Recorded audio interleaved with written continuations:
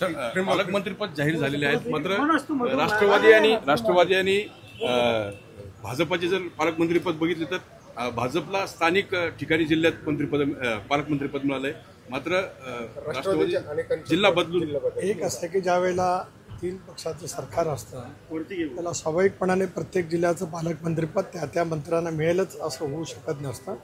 त्यामुळे माननीय मुख्यमंत्री दोन्ही उपमुख्यमंत्री त्यांनी एकत्रितपणाने त्या ठिकाणचा निर्णय घेतलेला आहे।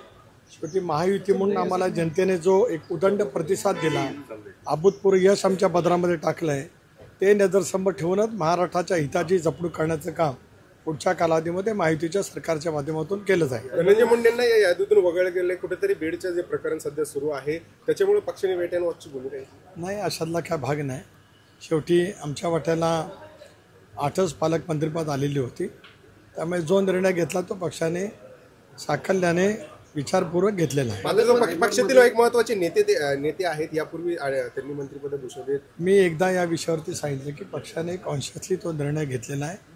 धनंजय मुंडे पक्षाचे नेते आहेत, निश्चितपणाने त्यांच्या संघटन कौशल्याचा उपयोग पक्ष नेहमी करत आला आणि उद्याच्या भविष्यामध्ये सुद्धा करेल। धनंजय मुंडे आले आहेत, आज अधिवेशनाला उपस्थित राहणार आहेत। हो, आलेत ना, येणार आहेत। मी कालच घोषित केलं होतं की धनंजय मुंडे रात्री येतील। काल त्यांना परळीमध्ये काम होतं, त्यांच्याने माझं परवाही बोलणं झालं होतं, कालही झालं होतं, त्याप्रमाणे आलेत आणि आज त्यांचे मार्गदर्शन ते शिबिराला त्या ठिकाणी करतील। बीडच्या प्रकरणामुळे जे आहे ते महायुती आणि महाविकास आघाडीतले स्थानिक नेते आहेत, त्यांची मागणी होती की धनंजय मुंडेंना पालकमंत्रीपद देऊ नये, त्याचा कुठेतरी परिणाम। मी प्रदेशाध्यक्ष म्हणून एकदा या विषयावरती बोललो, यापेक्षा मला अधिक या विषयावरती बोलायचं नाही।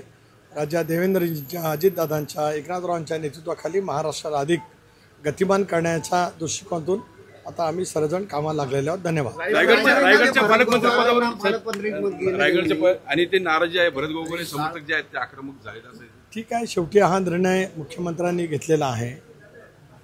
सर्वांच्याच मनाचं समाधान होईल असं नसतं, त्यामुळे जो निर्णय माननीय मुख्यमंत्री दोन्ही नेत्यांनी घेतलेला आहे त्याचा आदर सर्वांनी राखलाच पाहिजे।